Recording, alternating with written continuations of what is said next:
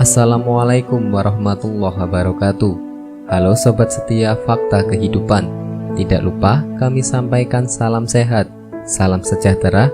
Semoga tercurah segala bentuk kebaikan dan juga kita semua dalam lindungannya. Seperti biasa, kita akan berbagi kisah dari yang unik, menarik sampai bikin nangis. Mari kita simak kisahnya.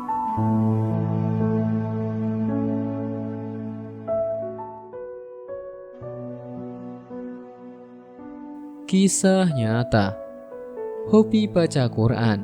Jasad orang ini berpindah dari Turki ke Madinah. Kisah hobi baca Quran. Jasad orang ini berpindah dari Turki ke Madinah. Ini dikutip dari kitab Karomatul Aulia, Watobakul Aulia, dan Hiyatul Aulia. Sayyid Muhammad bin Alwi Al-Maliki Al-Hasani, ulama besar Mekah berkata, dulu ada orang Turki yang hobinya membaca Al-Quran. Dari masa muda, senang membaca Al-Quran sampai masa tuanya. Namun, ketika dia memasuki usia tua, orang itu mengalami kesulitan membaca, lantaran matanya sudah tidak seperti dulu lagi. Lalu, ia pun memiliki ide untuk menulis Al-Quran dengan tangannya sendiri dan ingin menulis dengan huruf yang agak besar sesuai dengan keinginannya. Tujuannya agar bisa membaca Al-Quran dengan jelas tanpa kesulitan sedikit pun. Akhirnya, selesailah Al-Quran hasil tulisan tangannya sendiri. Setiap hari, ia membaca dan membawa Al-Quran tersebut. Ketika menjelang wafatnya, orang tua itu berpesan kepada anaknya, apabila ia wafat, hendaklah Al-Quran itu disertakan ke dalam jasadnya di dalam kubur. Setelah wafat, anaknya pun menunaikan wasiat ayahnya untuk memasukkan Al-Quran ke dalam kuburan ayahnya. Setelah berlalu 1 tahun, anaknya menunaikan ibadah haji. Ketika anaknya berada di kota Madinah, anaknya berjalan-jalan ke tempat pembelajaran.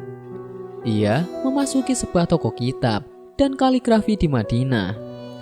Alangkah terkejut anaknya ketika melihat Al-Quran yang ditulis ayahnya ada di dalam toko itu.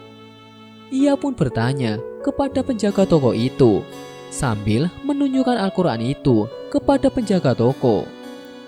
Dari manakah Al-Quran ini didapat? Penjaga toko itu menjawab, saya mendapatkan Al-Quran itu dari seorang penggali kubur. Anaknya berkata lagi, bisakah Anda mempertemukan saya dengan penggali kubur tersebut? Lalu, penjaga toko itu segera mempertemukannya dengan penggali kubur tersebut.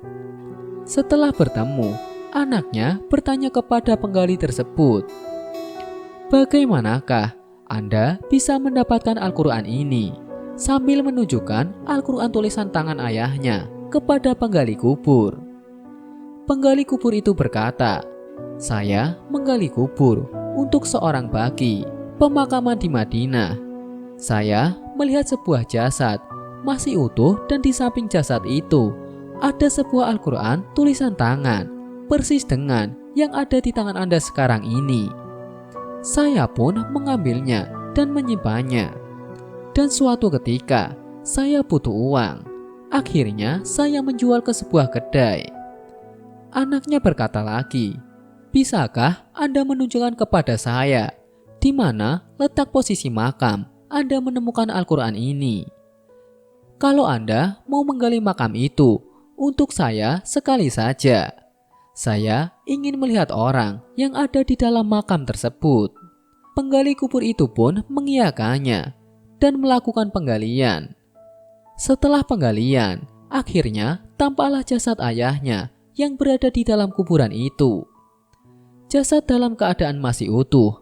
Anak itu pun menangis melihat jasad ayahnya, sekaligus kagum dengan keajaiban itu. Padahal dia melihat sendiri saat pemakaman ayahnya itu di Turki setahun lalu. Dan bagaimana bisa makam ayahnya sekarang berada di kota Madinah? Mengenai kisah ini, Sayyid Muhammad bin Alwi Al-Maliki Al-Hasani berkata, seseorang itu akan dikumpulkan bersama orang yang dia cintai, baik di dunia, di alam kubur, ataupun di akhirat nanti. Karena orang yang di alam kubur itu sangat mencintai Rasulullah Shallallahu Alaihi Wasallam, maka Allah mengumpulkannya bersama Rasulullah, baik secara zahir maupun batin. Menurut Imam Al-Ghazali, hal itu bukanlah suatu perkara sulit atau mustahil. Dan kejadian seperti itu memang sudah sering terjadi. Semoga kita dan anak keturunan kita istiqomah membaca Al-Quran dan termasuk golongan ahli Al-Quran. Amin. Wallahu a'lam bishawab.